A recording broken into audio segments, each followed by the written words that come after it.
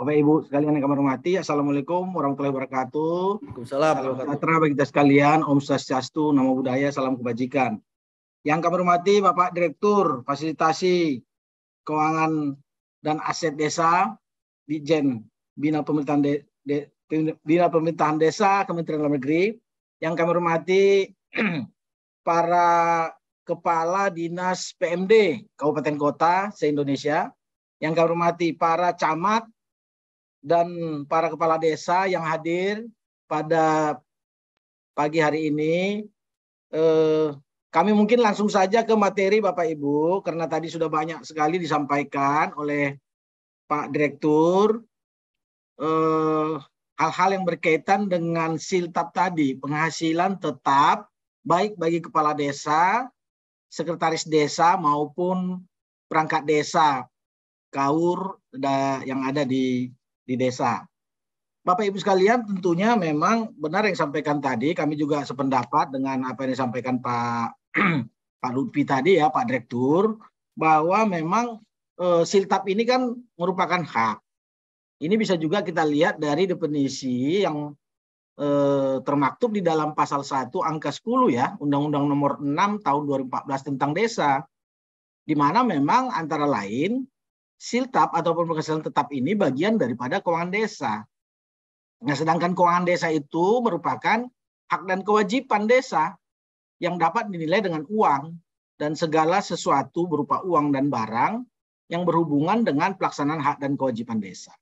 Artinya apa? Memang wajib untuk dialokasikan. Nah, namun memang kuncinya kalau kami melihat Bapak Ibu sekalian, karena memang next slide ya, sumber daripada penghasilan tetap ini kan nantinya tentunya bersumber dari alokasi dana desa. Yang selanjutnya dengan disebut itu ADD itu sebagaimana diatur di pasal 72 ayat 4. Nah, oleh karena itu memang kuncinya di APBD. Di APBD kabupaten kota yang akan mengalokasikan. Karena pada akhirnya nanti alokasi dana desa sebagaimana tadi disampaikan oleh Pak Direktur Pak Lutfi, ada instruksi Menteri Dalam Negeri nomor 28 tahun 2022. Dan juga sebenarnya pengaturan yang dulu yang ada di dalam ketentuan Permendagri 20 2018 tentang pengelolaan keuangan desa tadi disinggung oleh Pak Direktur, sebenarnya di ayat 3-nya itu ya, bahwa belanja pegawai ataupun katakanlah termasuk penghasilan ya, penghasilan tetap, baik kepala desa, sekretaris desa maupun perangkat lainnya, itu sebenarnya harus dibayarkan setiap bulan, mengikuti sistem dan prosedur yang diatur di dalam pemerintahan desa. Karena merefer kepada Permendagri 20 2018. Nah, hanya memang perlu kami sampaikan tadi, kunci awalnya adalah pemerintah desa pasti mau membayarkan sepanjang ada uang di kas, kan gitu. Kuncinya kan itu. Nah, bagaimana mengisi uang di kas? Sumber-sumber dananya belum tersedia. Nah, ini yang persoalan. Manakala uang dana desa, ya ditalangi dulu dari dana lain. Namun tidak ada juga, kan gitu persoalannya. Walaupun tadi sudah disampaikan Pak Direktur, Pak Lutfi ya, kalau kami melihat Bapak Ibu, memang kuncinya adalah sejauh mana kecepatan ataupun kecukupan yang disiapkan oleh pemerintah kabupaten kota untuk mendanai pembayaran atas penghasilan tetap ini, siltap ini, yaitu melalui pemberian ADD secara tepat waktu. Nah ini, bayangkan, mohon maaf, ini bukan kami mengkritisi, tapi paling tidak apa yang terjadi di dalam praktek pengalamannya, bahwa alokasi dana desa ini yang dari APBD sering terlambat diberikan, bukan berarti tidak diberikan, itu kan hak, dan hak itu kan tentunya si pemberi pun wajib untuk menyediakan. Namun terlambat, persoalannya terlambat. Siapa yang mau mendahulukan, itu persoalannya. Nah, oleh karena itu memang ini tergantung kepada akhirnya adalah pemerintah kabupaten kota.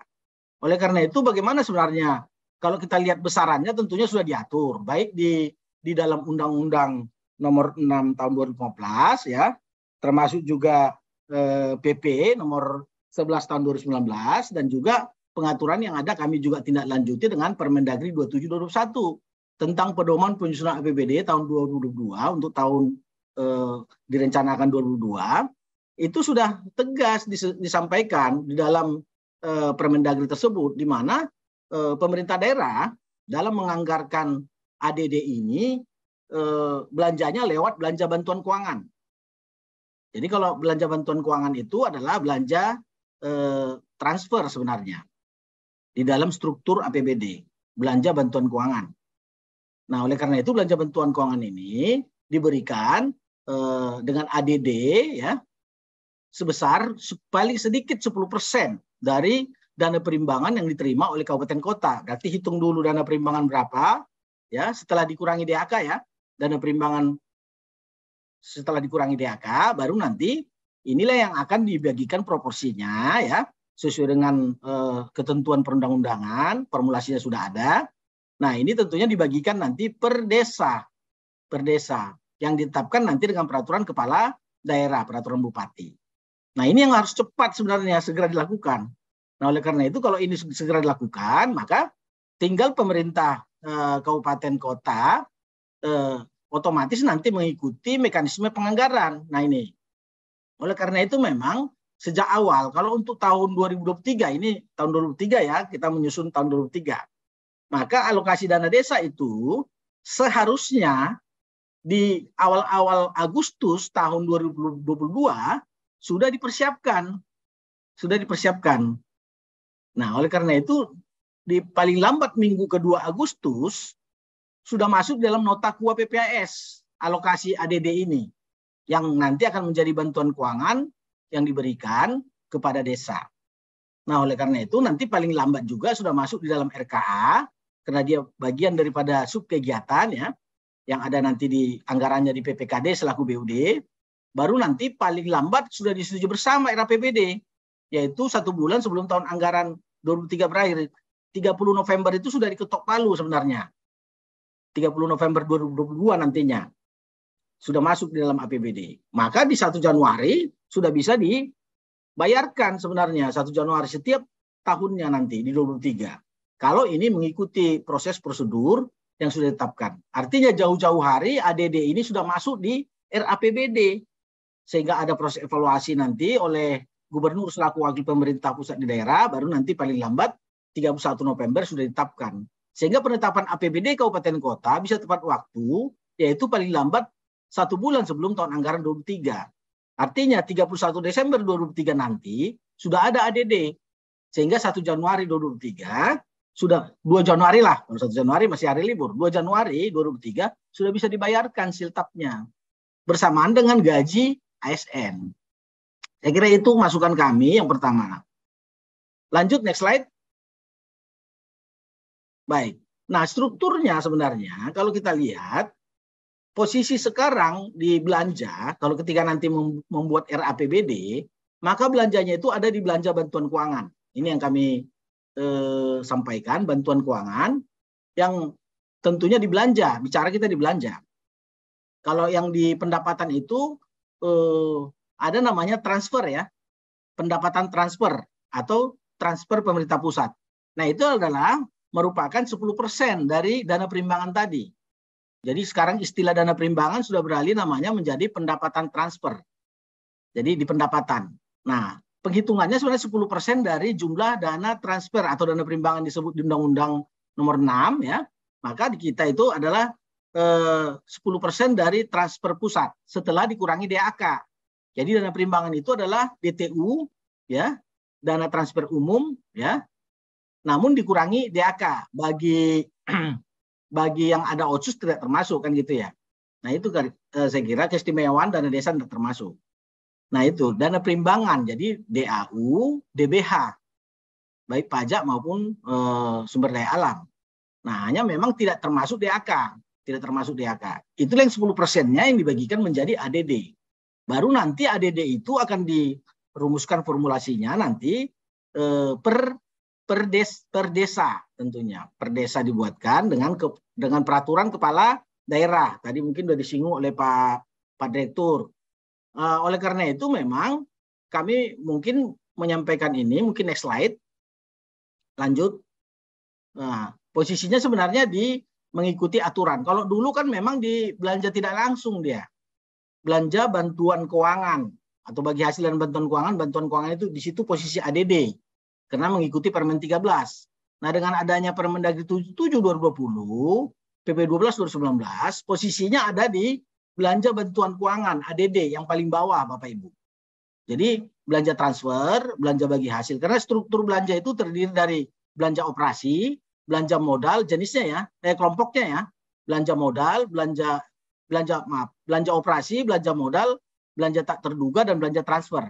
Ada 4 ya.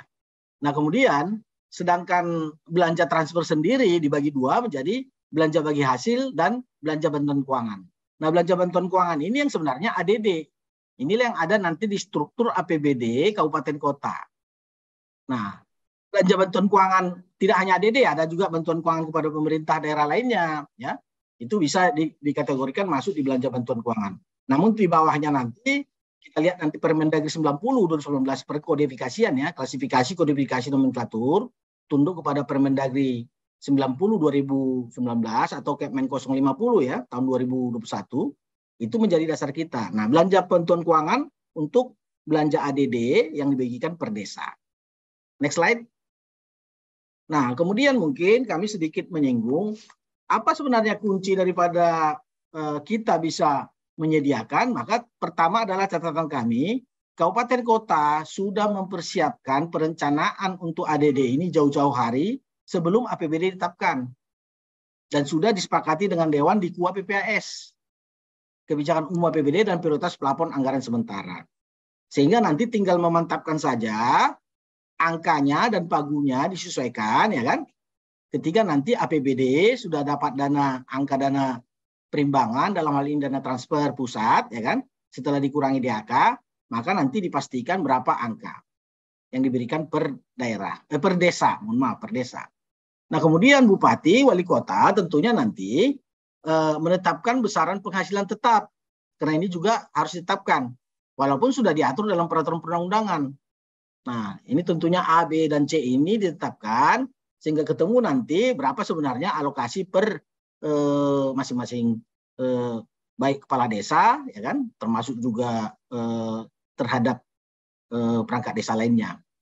Nah, kemudian perlu kami sampaikan bahwa norma untuk pembayarannya bukan lewat kabupaten lagi, tapi sudah lewat pemerintah desa.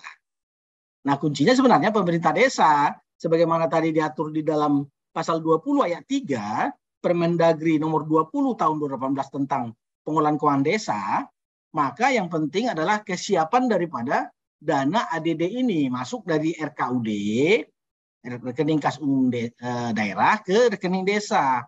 Ini yang harus benar-benar tepat waktu.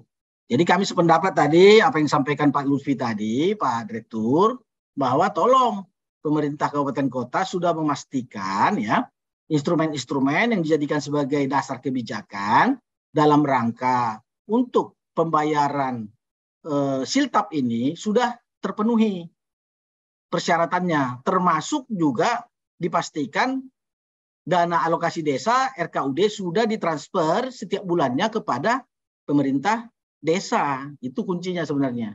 Nah, kalau ini tidak terjadi ya memang pembayaran akan terlambat. Nah, kemudian dalam rangka menganggarkan Bapak Ibu harus penuh.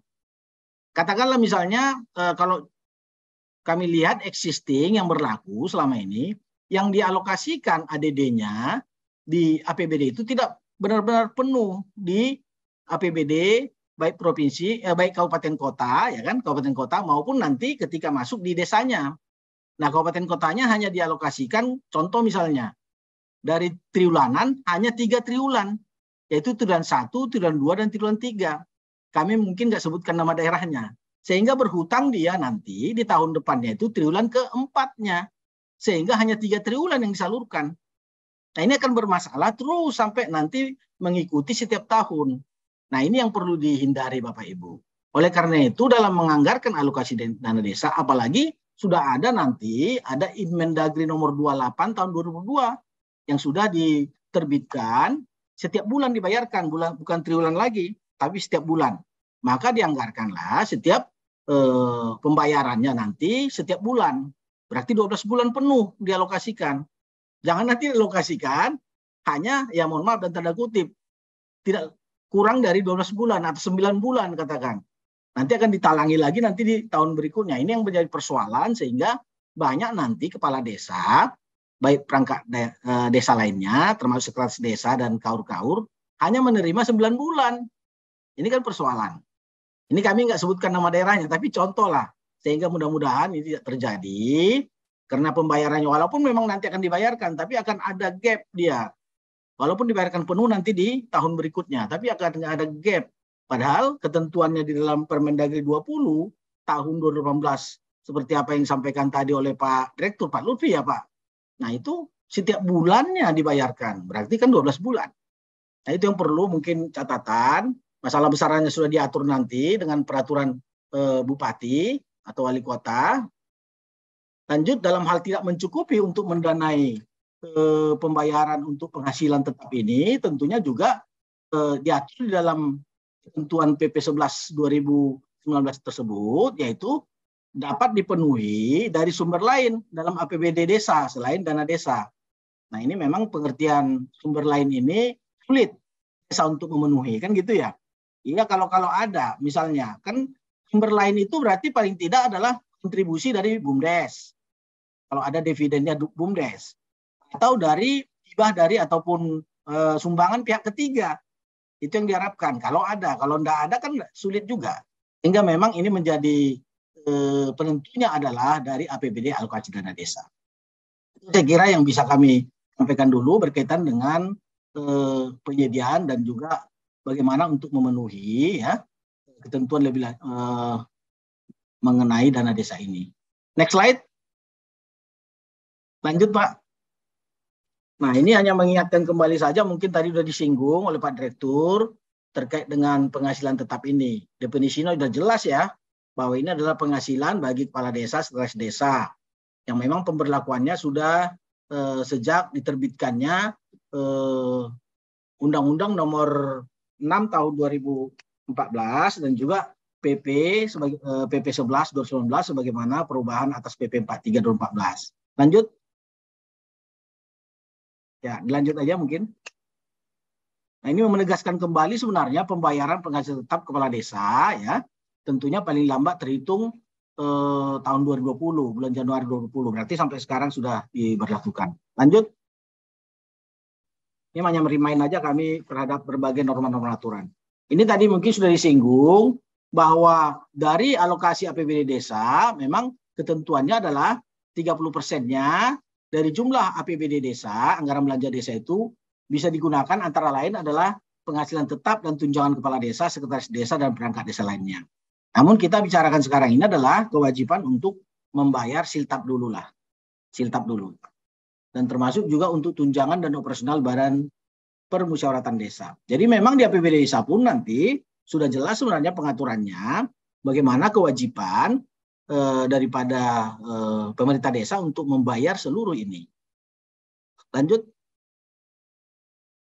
Next slide. Nah ini hanya merimain kembali Mendagri yang sudah disampaikan, mungkin tadi kami nggak perlu panjang lebar, namun memang intinya adalah dalam rangka nanti setelah APBD ditetapkan, tentunya kami berharap pemerintah kabupaten kota sudah segera mentransfer. Jadi juga kami juga dari Kemendagri ya bersama nanti dengan Pak Direktur ya Pak Lutfi juga memonitor ini, yaitu bagaimana agar pemerintah kabupaten kota segera menetapkan peraturan kepala daerah mengenai alokasi dana desa ADD ini. Kemudian memastikan ADD ini nanti disalurkan. Ini yang kami sampaikan tadi. Kuncinya adalah tetapkan tentunya APBD tepat waktu dan sudah mencantumkan yang namanya bantuan keuangan ya. Bantuan keuangan di APBD yaitu untuk ADD kepada masing-masing desa. Sehingga nanti ketika ditransfer Januari, 3 Januari nanti sudah bisa ditransfer ke masing-masing desa, maka desa paling lambat tentunya nanti 7 hari lah paling lambat. Paling lambat 7 hari. Tentunya sudah bisa membayarkan gaji ataupun penghasilan tetap siltap itu memenuhi ketentuan Permendagri nomor 20 tahun 2015. Hak keuangan lainnya bagi kepala daerah dan perangkat desa lainnya dibayarkan nanti sesuai dengan ketentuan perundang-undangan. Ini Ini sebenarnya sejalan dengan apa yang sudah diamanatkan dalam Inmendagri nomor 28/2002 tadi. Bahkan diharapkan dengan Inmendagri 28/2002 melaporkan pembayaran penghasilan tetap kepala desa dan juga perangkat desa ini kepada gubernur dan ditembuskan nanti kepada Menteri Dalam Negeri. Lanjut.